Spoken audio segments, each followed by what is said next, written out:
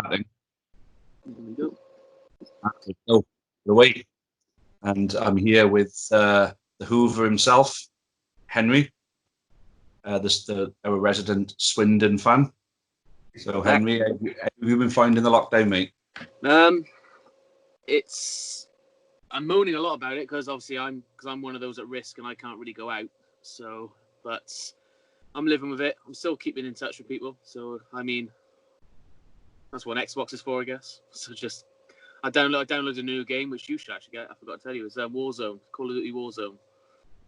Call of Duty. Yeah, Call of Duty Warzone is apparently it's a cross-platform, and you can PS3 can play Xbox and PC. They all join together if you have the right code name and all that. Got to be fair, that does sound awesome, but I gave up on Call of Duty when I realised that I was shit at the game. Hey, you haven't seen me on it. Oh mate, honestly, I'm diabolical. And the thing that pisses me off is that if it was real guns, well, not so much real guns, but if it was actually shooting like that instead of like that, yeah, then I know I could annihilate them all. I'm a bunch of jumped up, snotty, spotty little motherfuckers, probably in the middle of tugging themselves off, in between online games and stuff. Honestly, mate. 360 kill on a quick scope. Oh wow. Oh yeah. Yeah, well done. Try doing that with a real gun, you little fucking wimp, Yeah, but so at least you're occupying yourself a lockdown. Obviously, with me, I'm still working because my company supplies a lot of key industries and things like that I've got to keep running, for the sake of everyone's, food and pharmaceutical needs and things like that. So, a company like mine is proven to be quite crucial, especially for the fact that we've been supplying the NHS all up and down the country. And local councils and things like that have been buying PPE for social care homes and things like that from us. So is that the government doing it? Because I think that should be the government's job doing that, shouldn't it? It should be, but then obviously it is the government really, yeah. But then they've obviously got to do it. They obviously got to come to people who actually got stock of this stuff, or people who are authorized distributors of the stuff that they need. So that's why they come to someone like us. That's good. That's bonus.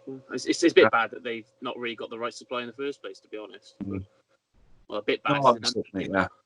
And the thing that I like about it as well, that I take, just an ounce of pride in, is the fact that I've obviously helped on breakdowns for a bakery who puts like 500,000 loaves a week out into Iceland and Lidl's. Yeah. And there's a food company in Newport as well who I helped with a breakdown the other day as well. So, I managed to keep them. So they're putting their product out. So it's still stocking the shelves. I'm sure there's people like me all across the country who've been able to do that as well. So it's nice that people can play a part in it, in some way, especially when it's your day job. But anyway, we don't really talk anything else. So we'll get it back on the topic, mate. So you're a Swindon Town fan, and the proposition of the points per game alleged system that the EFL are going to pop out for voting on would see you win the league. Yeah. I'm going to go on record and say that I think that would be deserved. I'm sure you'll agree with me. Well, I wouldn't be saying. Well, if it meant missing out on promotion, then I probably would be a bit gutted. But the fact it works in our favour, it's nice. I mean, at the end of the day, as much as I despise Liverpool, it's fair for them as well. They've only lost once and they've won 19 or games in a row or something. And you're thinking, as much as it pains me to say it, Liverpool deserve it. And Leeds, I think, deserve it as well because how well they've been doing in the Championship, and it's the same with all the clubs in the other leagues. Especially, I'm not going to say the same about Oxford because they've been having a good season, but hopefully it just misses them out because I want to see them next year. Yeah. So. But I put a video the other day. I'm not sure if you saw it, where I'm commenting on people who are wanting to have the season just null and void and start again next year. 75% of the season's been played, so yeah. You can't unless if it was 50%, fair enough, because it's 50-50. But the fact the majority's been played. Well, funny enough, that's what I keep saying. 3/4 or 75% of the season's already been played. You can't just erase all that football. No, and plus, it also gives you an idea of where the teams are. Because if it's 50-50, things can change quickly. But the fact that you see Swindon, Plymouth, Exeter, Cheltenham, or who else am I missing out? Crewe. We've been at the top now for pretty much all season. So everyone knows pretty much it's those teams that are going to be the ones going up. Yeah. Stevenage, a lot of Stevenage fans have actually said, well, we're down anyway, so it says might as well just crack on and we'll just come back then the following year. So yeah, but it's just.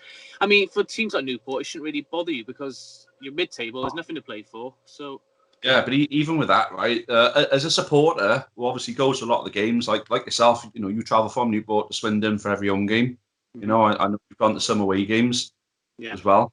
It doesn't sit right with me being a supporter who's made the effort and paid the money to go to all those games that season just to have the whole thing erased from history.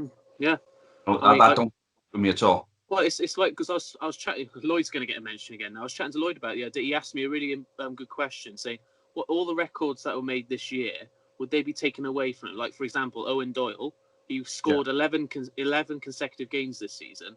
It wouldn't be fair to take that personal achievement away from him because that's what he's achieved." So, if you're nulling and voiding the season, that means you take the League Cup away from Man City as well. Yeah. Salt, Portsmouth, they were about to play out a final for the leasing.com trophy. You're telling me that journey to the final for both of them teams, and obviously with us semi-final gets erased from history. Yeah. The FA Cup, I think, what was it? The FA Cup was down to, was it the fifth or sixth round stage? Yeah, something like that. So all the teams that made it that far, do they completely lose that progress altogether? Well, they shouldn't do because that's their achievement. That's what they've achieved in the season. You can't take away an achievement from someone. If I was a player like Doyle who won 3 Player of the Months in a row in League Two and then get 11 consecutive goals as a record and have that taken away from me, I'd be pretty cheesed off. To be honest. Yeah. Because I think as a football player, no one seems to be talking to the players much because there's a lot of media speculation. There's a lot of figures in the public eye throwing in their 2 cents, but we're not hearing anything from players on whether they'd be happy with a season of football that they've contributed to just being erased when it's that far done. Would you think instead of the actual clubs voting, so who actually votes for the clubs? Is it the managers? Is it the directors? Chairman, I believe. Chairman, right. Wouldn't it be fair if every player that is registered with the EFL get the chance to vote instead of the chairmans? I think that makes sense, but I think the way the EFL and the FA, the Premier League, all 3 of them bodies will look at that is it will just overcomplicate it in their eyes. I think that they should find a way of making room for the players to at least have their say. To sway. If they can't vote themselves, at least let them put a few, like say the captain of each team to basically say what they feel should be the solution should be. Well, they can have a vote with the players in each squad, and whatever the majority vote is, the captain goes with that democratic vote from the club, and then put it forward to what they think. I'd be happy with that personally. But then they have to provide them with a few options, and I think voiding the season, it cannot. It'll be an option, but I just cannot see the players saying yes to that. Now, if there's a fair way of concluding the season, a fair way, the vote, the votes are cast, and then they work out a system to work out how to complete the season. Even if they work out a system and where they could simulate each game, based on I don't know records, against that club, their goals per game ratio and things like that, work out scores and things like that. That could be overcomplicating it more. Yeah, that would be because it'd be weird for Swindon because they score a lot of goals, but they also let a lot of goals in. So it's one of those. So, then I think things like the FA Cup, for example, I think if there's a way of resuming, so say for example now a new season, right? So say they end the season now. They put the points per game system in place, and the season domestic league season is concluded. The way the cups will work then, there's only the FA Cup and the leasing.com trophy to play. Only a final in that. If there's a way of playing that final in July, say, before the new season would start, if it's safe to do so, then do it. But the thing is, how they're talking about cancelling this season to make way for next season, which absolutely fucking does me, because you can't make way for a season where the ball hasn't even been kicked in it, over a season where 3/4 of the games have already been played, they don't even know when it's safe to start that season yet. And No, what happens exactly. is there's a We, second week. well, I saw an article saying that football fans won't be allowed in the stadiums till January 2021. So we don't even know how far this is going. I mean, you see all the idiots out in the streets now are still going out, getting close, and it's not going to. It's at the end of the day, I have a feeling there's going to be a second spike, and then that means the season will be pushed back again because people are being stupid outside and not following the laws. So, The way I see it, I mean, there's going to be a time where they can conclude, where they could play this season out and conclude it. If they're saying fans can't go back to stadiums until January, if they can find a way of subsidising football clubs to keeping them alive up until that point, then surely that could be the way forward. To say, look, end of the day, until it's safe to do so, we're not having football. Fans don't want football to start unless they can go and watch the games. Fine, bang, we're going to push it out till January, and then hopefully by then it'll be safe to resume this season. Because at the end of the day, if they got to push it that far, what's the point of trying to start a new season then when they just finish a current season? I mean, the records are there; they haven't been wiped or anything like that. No one's forgotten where anybody are, and everyone knows they're all top. And West Ham go down. Fuck Karen Brady and her bullshit. Yeah, well, as much as I like West Ham, I do have a soft spot for West Ham, big soft spot for her, but I don't know what she's on about. She's only thinking of the money she's going to lose for the club if they go down. That's all she's thinking about. She's not thinking about anything else. So that's the thing. If they null and void the season as well, you look at the lost revenue potential, in clubs like Leeds and West Brom, and anyone who's got a chance of making the playoffs in the Championship, and then the leagues below. And then you look at the Champions League then in the Premier League. Sheffield United have still got a credible chance of getting into the Champions League. If they null and voided the season and said, right, we start again next year, Sheffield United could get relegated next year. So. Exactly. And at the moment, we're talking like, they could at least make it to the Europa League and Europe as well. You look at Man City. Now, I'm not the biggest fan of Man City, and if they do get banned from Europe now, that ban is a 2-year ban. So, the FFP ban that they've got? Yeah, I thought they were bans. I thought they're not. Yeah, well, obviously, they've gone to the court of arbitration for sport to try and get it overturned. Oh, right, okay. So, if it's upheld, that ban, this is Man City's last chance for the next 2 years to win the Champions League because they're still in it, and it looks as though they're going to get past Real Madrid. Or they're taking a 2-1 lead back to the Etihad. How deadly they are at the Etihad, regardless of who they're playing.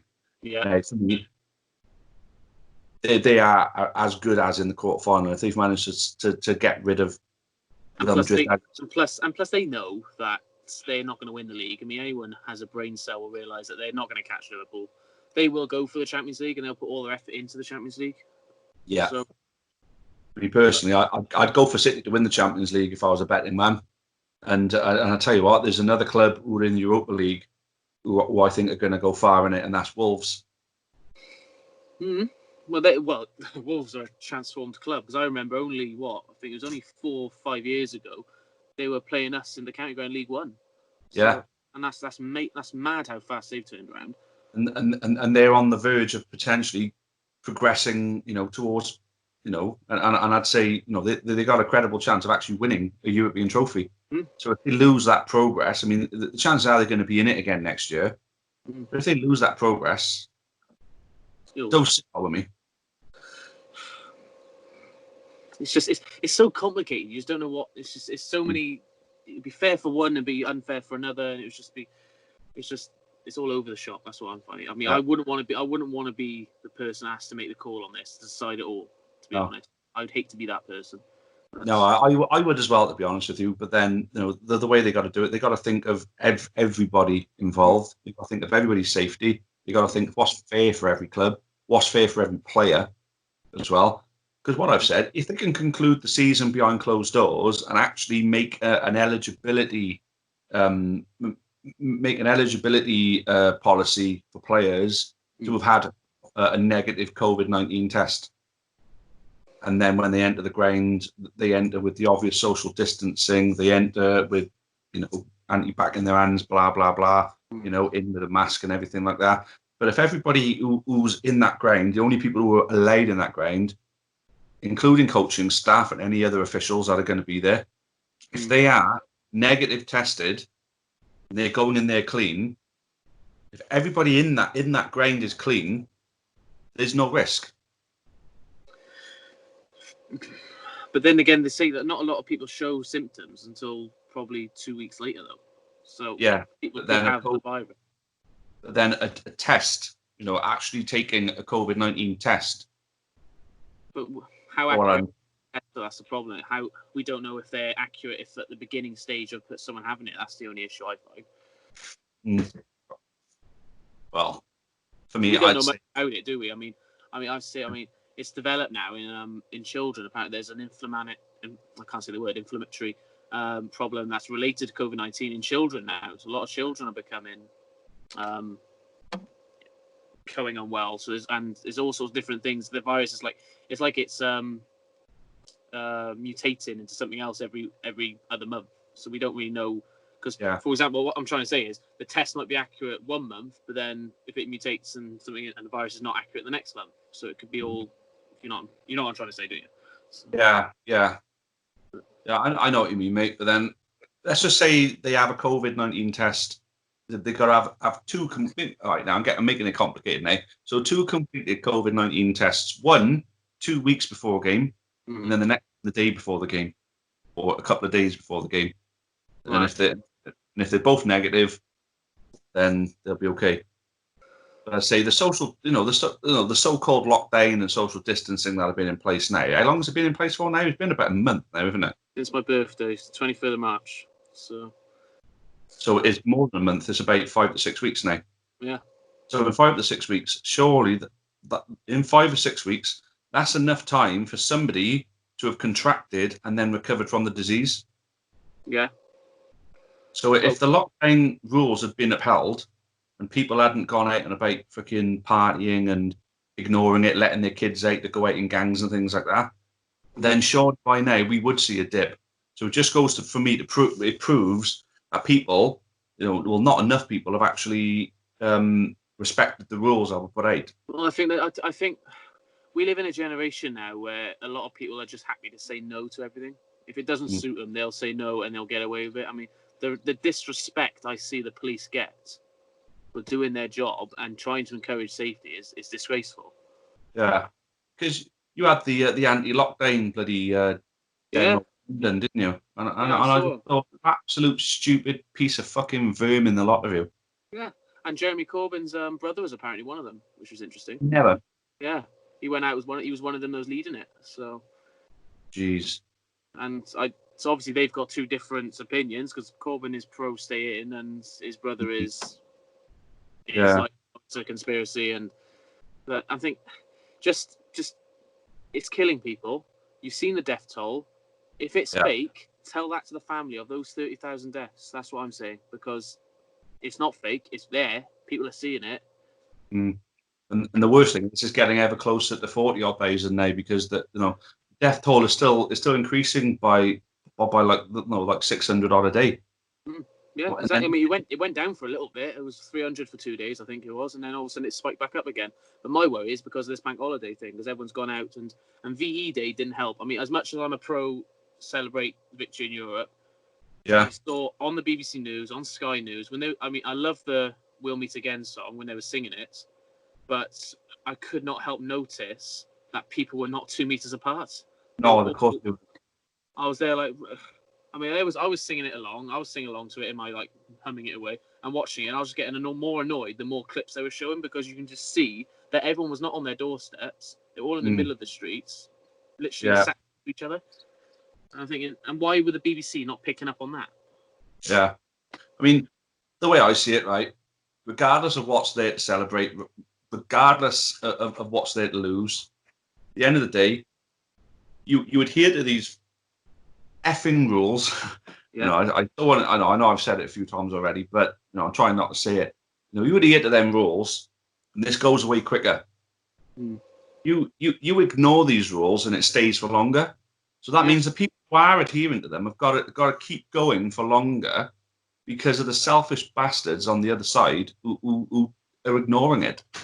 And there's another way of saying it. Maybe if the government were a bit more strict on it, but then again, people probably won't believe it.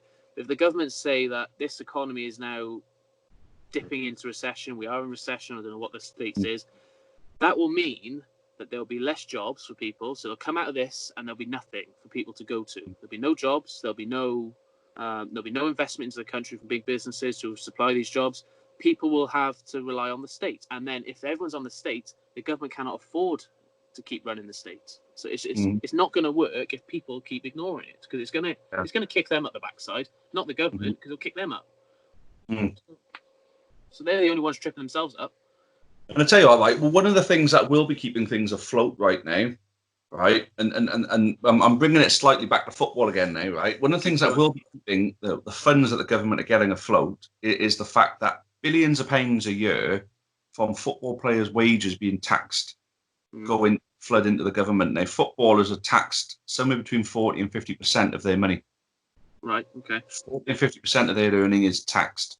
Okay. So if someone's on 100k a week, 40 to 50k of that is given to the government. And so far, the Premier League footballers, no footballers are furloughed. None of them are taking pay cuts even. And that government is being funded continuously by football players' wages being paid. And you got, all this propaganda bollocks that I absolutely hate, where people always pick on footballers for the money they earn. And they basically got a picture of a nurse in her mask saying she only earns X amount, but a footballer at the moment is earning X amount a week. I'm like, but who do you think's paying her wages at the moment? The money coming in from those fucking footballers are going to be paying her wages as little as they are, and they should be more. I agree with that. But then they pick on footballers because the amount of money they earn. I'm sorry, but football at the top level is a multi-billion-pound industry, and they're the centre of it. So they got to get. It does bring a lot of money in, and it's probably one of the biggest money raiser thing. I mean, tourism's I think the biggest. I think in the UK. I'd say I think the biggest will be alcohol tax, and oil tax, or fuel tax, alcohol tax, and cigarette tax. I think would be some of the biggest. Business tax on some of the bigger businesses obviously will be bringing in a lot of money, and then you got the individuals like us as well. There's millions of us paying into the tax, paying tax every single month for me. You think about tourism. You think about tourism as well. Like tourism, one of the biggest industries in the world, and obviously the UK is massive at tourism. That's what I'm trying to point out. Oh yeah, of course, yeah. But it's just, I don't know. It's just. I understand what they're coming out with the footballers' wages. As I'm not a big fan of footballers getting paid more than NHS workers, for example. But another side of the coin is that's the money that the owners of those football clubs choose to pay those players. They don't have to pay the money like that. But then again, and you see it again, the government are issuing a grant of £64,000 to a family that's been affected by coronavirus. Instead of that money, okay, lovely lump sum of money, but instead of that, why can't they just pay the doctors that? Why can't they just go out and give them that pay rise instead of just giving them? And I'll tell you something now, when this is over, that's something that people will, like myself, will be campaigning for. Yeah, because they're the ones that are keeping this country going, along with the key workers. Like, as much as Lloyd probably loves the sound of this, he's the one stacking shelves. He's getting all the stuff in the warehouses. They're the people, and you got the people who, I'm not working in my school now, but the people who are running the hubs, who are looking after children who are vulnerable children, then again, they're the ones that need it, because they're the ones putting themselves on the front line to help others. So there's going to be a massive. I mean, when this eventually ends, there is going to be a massive uproar on this is what we did for you. What are you going to do for us? I mean, we're not. And there's another great post I saw the other day was to do with schools. It said, if the MPs want to say it's safe, they need to go into Parliament first before sending the kids back to school. Show that it's safe. 100%. The children are not the guinea pigs, in my eyes. Oh, mate, yeah. I heard something on that.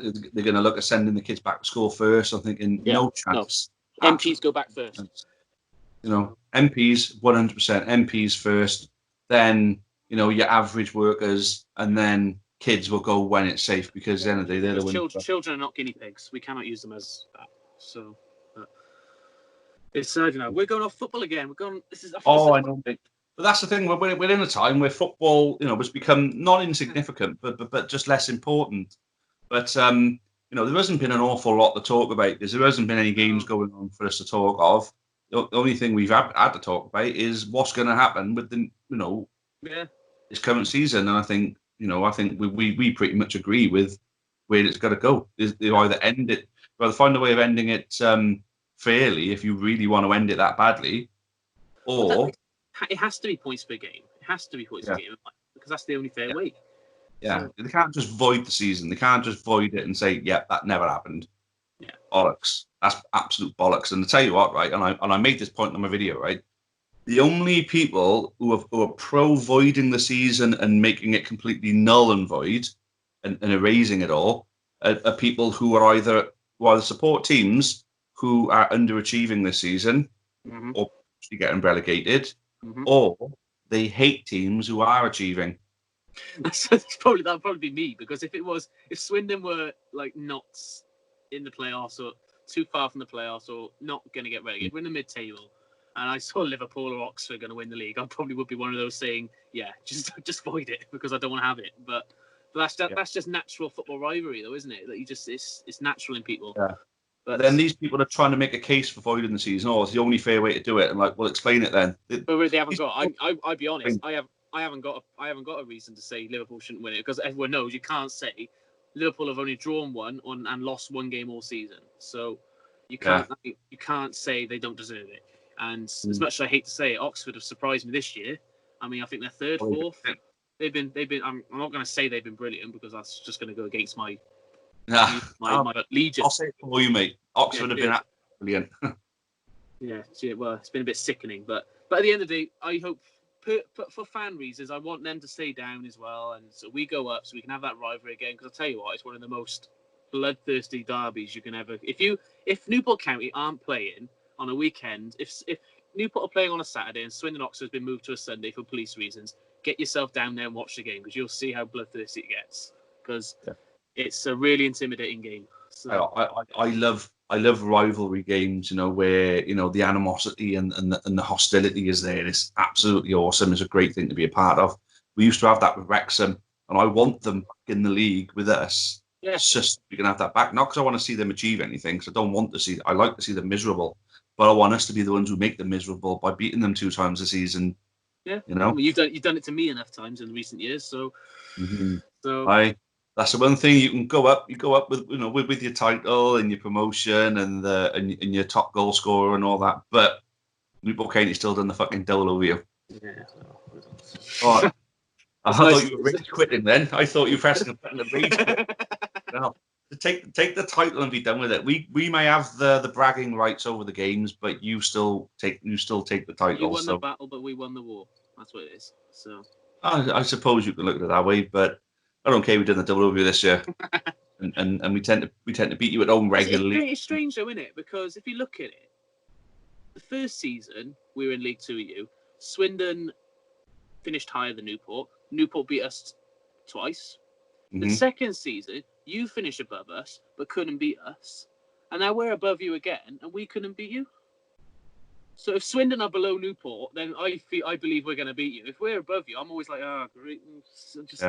It's one of those. Yeah. It's strange. So. This season's been strange for us because we've always seemed to bring it against the bigger teams, but we've lost our way against the smaller clubs. I've dissected it completely, and the answer for me is why we've had such a downturn compared to last season. You watch a lot of Newport games because so you may be able to analyse my thoughts on this one.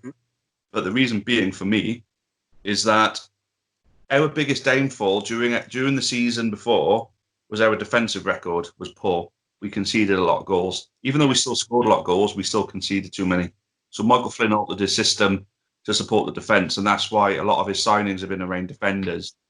The likes of Haykins, Innes, and all players like that coming to the club. And obviously a good goalkeeper like Tom King to come to the club in a hope that we can keep goals out. But that emphasis on the defensive side has taken something away from the attacking side. So you notice our defensive record is a lot better than last season. Yeah. But our attacking record is fucking appalling. What is it? You've scored the same amount of goals as if you conceded. Is that right? What? Something like that, yeah. So I mean, it swings and roundabouts, isn't it? I mean, you can't. I mean, so like Guardiola, he doesn't think about defense much, does he? He just thinks on the power going forward, because that's why Man City is so fragile at the back. But then you look at Klopp with Liverpool; he's got everything he wants up front. He's got the perfect balance.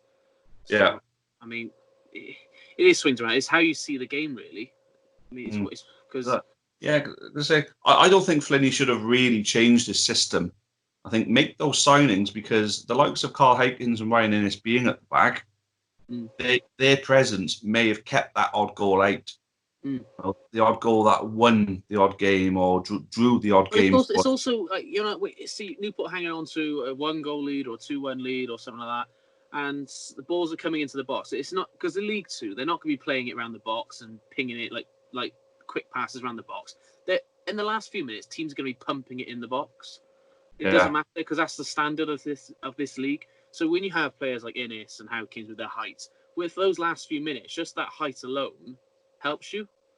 Absolutely.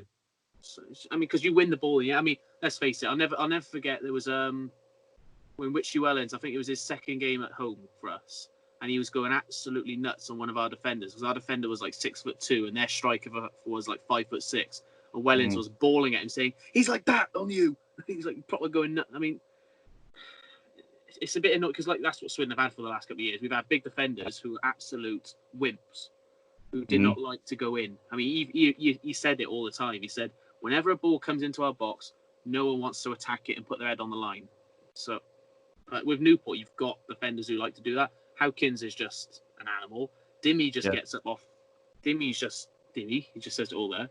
O'Brien's another defender who he's an old-fashioned defender. He doesn't care if he kicks it out. As long as it's away from your goal, it doesn't matter. There's no perfect way of defending. Just get it away. You know Mark O'Brien's a baller, though, don't you? I mean, that great escape goal. He took that like Shearer.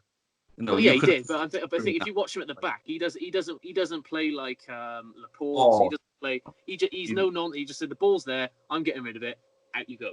That's what I'm doing. He's an old-fashioned centre half, and that's what I really like about him. Because in League Two, you don't need to have ball playing centre backs. You don't need them. That they're a luxury. Having Ben White and Regan Poole playing for us was a luxury, because they were ball playing centre backs. But we've had that this year. We've all our defender Wellens has just based all the whole team has to be good with the ball at their feet. So that's why we had defenders who they don't look big and strong defenders. I mean, that's probably one of the reasons why you were hammering us in the box all the time, because none of our players are actually physical enough to match you. That's why. That's one of the reasons. That's my big reason. I think we couldn't beat you, because we couldn't match you physically. Because that's. I mean, we struggled against Colchester. With Frank Newball and Harry Pell and Soumi, whatever his name is. They've all got big, massive players in their team. If we know as soon as when me and my granddad, we sit down at the stadium, we see the away team come out, we look at them and think, right, they're a big bunch of boys. We're going to struggle here today. But if we see someone who's on equal par to us, we just know, we'll get them today, because we'll just get them on other things. And then on set of 10, it would have gone the way that you thought. Yeah.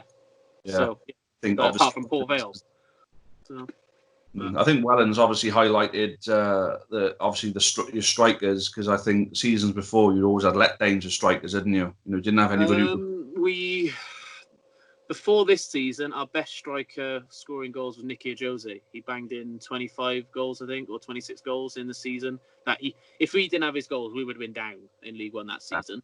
But then, obviously, he went to Charlton for about 800k, I think. And then we spend only 150k on a striker called Luke Norris, who is absolute. You just when he runs, you get shocked. Yeah. Oh God, he's running. Like, hang on, let's get the camera out. Yeah, a few strikers like that. Yeah. Yeah, and I think he scored 13 goals for us in that season. The first season we went to League Two, he scored 13 goals. 9 of them were penalties. Yeah, well, that says it all then, doesn't it? Yeah. And obviously Owen Doyle came in. We had Theo Robinson for the second half of last season. He came in, brought some goals in, as he did for this season with Colchester. But obviously he went back to Southend. Southend didn't want to load him back. So he was our first target, and then we went for Owen Doyle. So luckily, things turned. So obviously then we got Jerry Yates in as well. So 2 strikers that worked together. That's what I like is the fact that if Doyle weren't scoring the goals, Jerry Yates would have been. Well, I had this chat with Lloyd the other day as well. Lloyd said, Doyle carried you all season, all that. But if you actually look at the games, we still would be 4th with just Jerry Yates' goals. because I mean, it's, okay, Doyle wasn't scoring others, but we had other players in the team around Doyle that were getting assists and getting goals, and we would still be fourth or fifth, so we'd still be in around that area. We wouldn't be top, but we would be in the playoffs because of Jerry Yates. Yeah. So, but then I think the service they were getting was obviously good as well, and that's the important thing. It's no good having good strikers so they can't get the service to score them. I mean, look at Lloyd Isgrove. I'm a big fan of him. I thought he was an excellent player. You know, especially at your ground, he looked really good.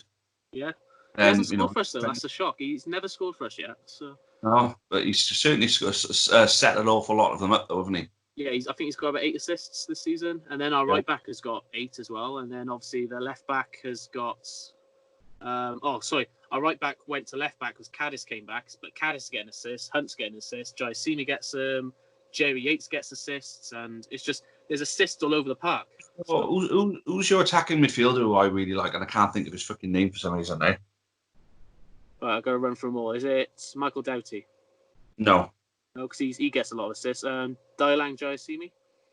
I think it might be him. I think there's somebody else there who I like. Anthony Grant? No.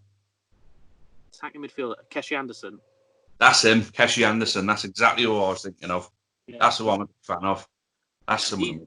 He's one of those players that on his day, no one can touch him. But the problem with him, he's inconsistent. He'll have one good game and then have 3 bad games, and have an excellent game and then more bad games. He's one of those frustrating players. But once he's on his day, you just love watching him. It's like Tyreek Backinson then. Yeah, pretty much. But yeah. He's been more consistent this season because Wellens has said to him, look, at the start of the season, Wellens said to him, look, at the end of the day, I'm putting you on the transfer list. Wellens put him on the transfer list in the summer, and I was there like, okay. And he had to prove his point. He was playing games, and obviously Wellens even said in an interview at the end of last season, he said, the only reason I kept Keshi is because I needed him. And obviously this season he brought in DJ, who's in my eyes, Jaisimi is a much better player than Anderson because the stuff he does is unbelievable. You just think, hang on, he'll be a championship or lower Premier League player in the future because he's still young. But Keshi's actually thought, hang on, the gaffer really thinks I'm going now, so I'm just going to nut down, do what I'm doing. This is his highest scoring season he's ever had for us. This is now his highest season he's had with assists. He's improved himself a lot. I mean, last season you just get frustrated with him, but this season he's having less bad games and more good. So Wellens has turned him around, and that's because. And there's an interesting thing that Wellens has said on this bench. He's got Tommy Wright, and he's got Noel Hunt, and he's got himself, and then he's got Steve Mildenhall. So Mildenhall's the goalkeeper coach. He watches out for the goalkeepers and the defence. Noel Hunt keeps his eye on the strikers. Richie keeps an eye on the midfielders because that was his position, and Tommy Wright keeps an eye on Keshi, DJ, and Isgrove because he was a winger in his day. So they all have individual roles that they look at on the bench. Yeah. So that's probably why the success has been good as well, because they can all see what they're all doing. And the fact that Wellens has been up in the stand more, he never stays on the touchline. He's always up in the stand. He always has his walkie-talkie things, always messaging down. And when he needs to come there, he comes down. It's like rugby now. He doesn't manage on the touchline. And it's worked so well. I mean, maybe managers will take it up in the future. I don't know. You've obviously said there that, he's obviously brought the best out of Anderson. And that's a good thing with a manager, knowing how to bring the best out of players. And I always credit Flynn for that with Jamil Matt, because Jamil Matt, I was always a fan of his because of the absolute chaos he caused defenders in the box, but his goal scoring, was always in question. Mediocre, yeah. But then he came to us and scored 20 goals last season. It's his prolific goal scoring season he's ever had, really, in the Football League. Well, so this season, a lot of Newport fans had a go at Jammer this season. I'm there thinking, well, I like him. I mean, he's everything I want in a striker, because I always like the idea of having a big striker and a little striker. That's what I always like. But especially in League Two, because you need that presence to nod it down, someone that knows exactly what he's doing. League, yeah. But I mean, I think he's better. I don't think he's better than Newble, because Newble's a full package for League Two. He's got the pace, the power, heights. So he's one of those. It depends what your opinion is. Do you prefer Newble or do you prefer Jammer? It's one of those.